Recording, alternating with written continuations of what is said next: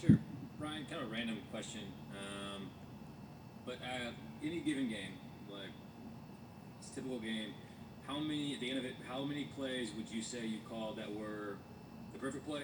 How many plays would you say you called that you want back after the fact? And how many would you say are in the middle where could work? Depends on the execution. That's a good question. I think it's probably more in where the middle, where you call it, it's got a chance, you're expecting something from the defense, you're not sure you're going to get that look. If you get that look, it's really good. If you don't get that look, not that it's not going to work, but it might not be as successful. Every once in a while, you call one that you feel really good about.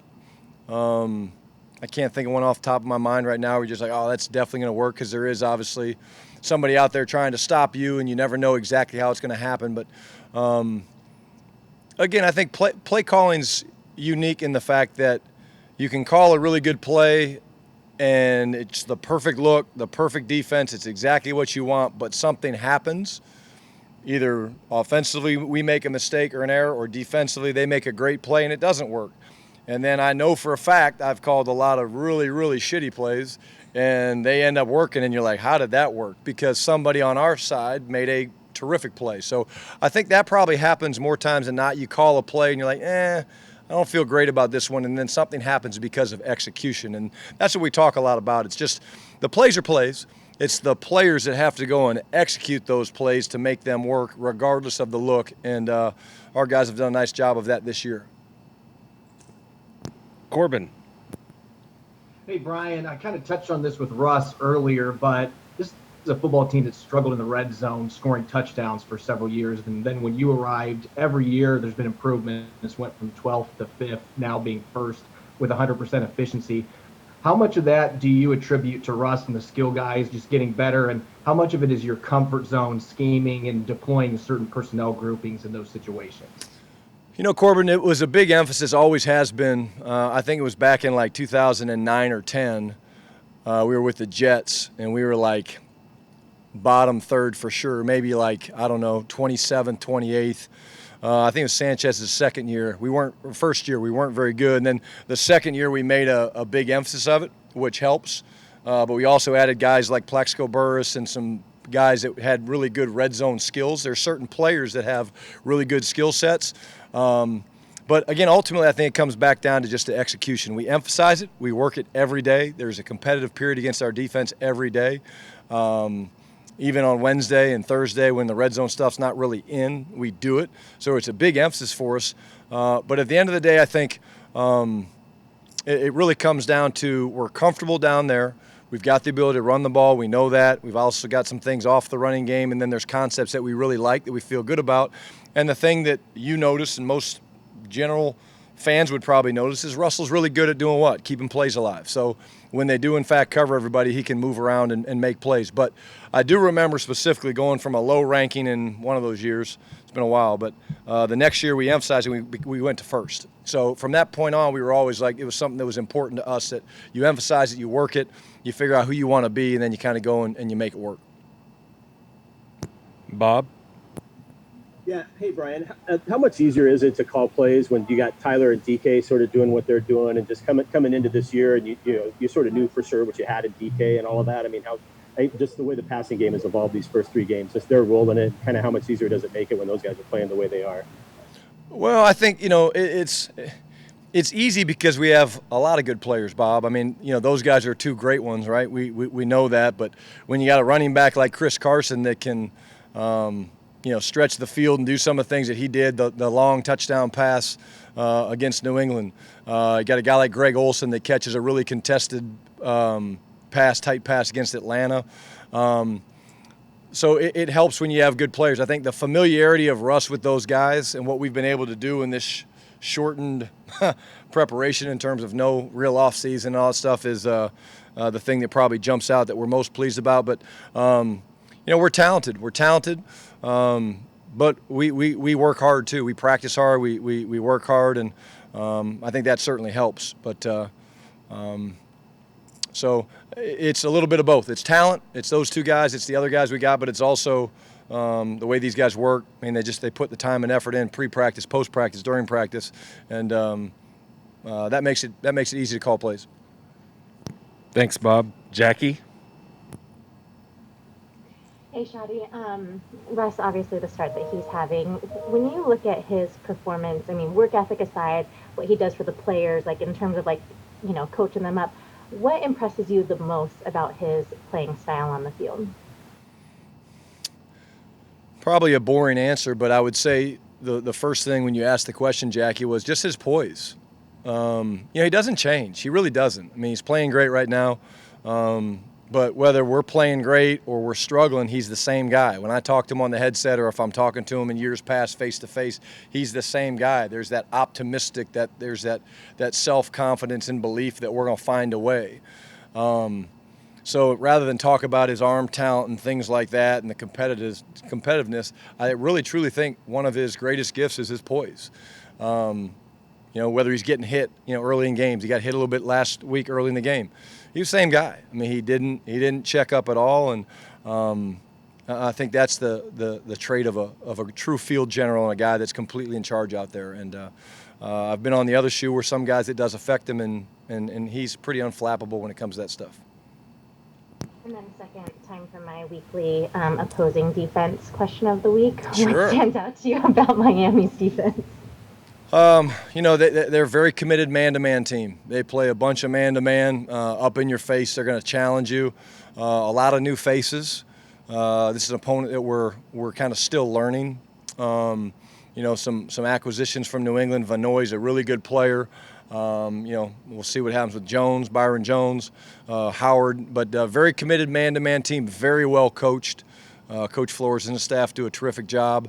And then just really on some of the third down stuff, you see they do a nice job of being multiple with some of their blitz packages and what they do, pressure rushing, dropping guys out, things like that. So, not easy to prepare for. They do a really nice job, and the scheme fits their personnel. So it's been fun. Haven't watched them much the last couple of years, and watching them, they do a nice job. Thank you. Tim? I kind of feel like I need to ask this through my hat now after the way Bob asked his. Hey, I did notice that, Tim. He was really close, and I could kind of see you guys kind of laughing. I kind of thought, am I doing something wrong? And then I realized because I couldn't see Bob's face. I just saw his hat. So please do that. Please move forward and let me. There you go. Like this and Yes. do it like, okay. Obviously, Russell's been great, but how do you assess the way the run game has been through 3 weeks? And I guess knowing that eventually there's going to be a game where maybe Russell isn't great, how important is sort of keeping the run game going for going forward? Because at some point someone might actually shut him down. Yeah, well, our philosophy's not changed, Tim. I mean, it really hasn't. Russ is playing terrific. We're clicking on all cylinders in a lot of areas. I'm pleased with what we were able to do 2 weeks ago with our balance against New England. Last week we rushed for over 115, whatever it was.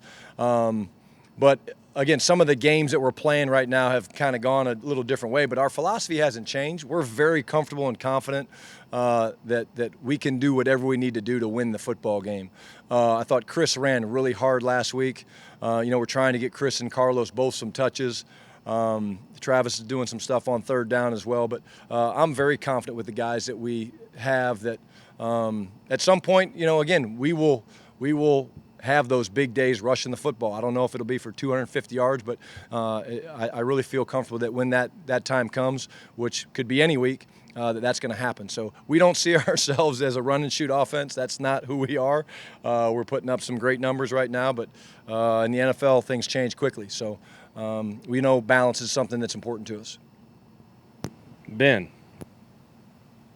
Jody, for DK to overcome that fumble he had in the first half and to come back and get the game-winning touchdown for you guys, what did that show you about DK's mentality? And then also in your experience, how difficult is it for guys to usually overcome such a big mental lapse in games, in the same game, and to kind of redeem himself in the next couple hours or so? Yeah, it's a tremendous opportunity to teach, not just DK, teach all the players, young and old.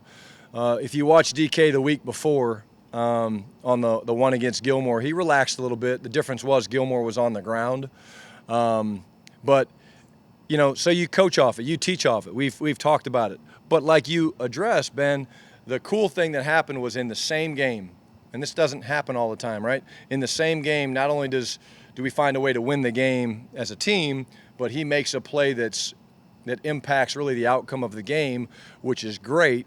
I've seen the script flipped a little bit sometimes, where sometimes you don't win that game and it's a loss, and then the mark is bigger. So it's cool to be able to teach off of something like that really could have been really drastic and terrible, and to teach off it with not only a win, but showing his mental fortitude and competitiveness to fight back from it. And again, I think that speaks a little bit to Russ. Like, you just look at the interaction between those two guys. That was cool.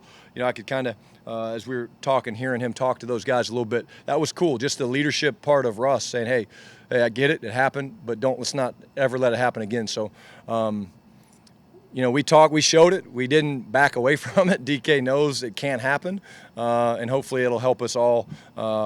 You guys know we like to celebrate, we like to dance, we like to have a good time, but we're just going to make sure we get across the goal line before we do that in the future. Matt Calkins. Hey, Brian, you've touched on your receiving core, talked about Russ, talked about the running game. The line's playing well too. You've been around a long time, been in a lot of places. Do you ever feel like you've had this many weapons, this much to work with offensively before? I'm really excited about just the unit in general, Matt. I really am. I love the way the offensive line's playing. I love the way they're battling. Last week was a really good challenge for us. You talk about, we talked early in the week heading into Dallas about the challenge of Griffin and Lawrence and Alden Smith and those guys.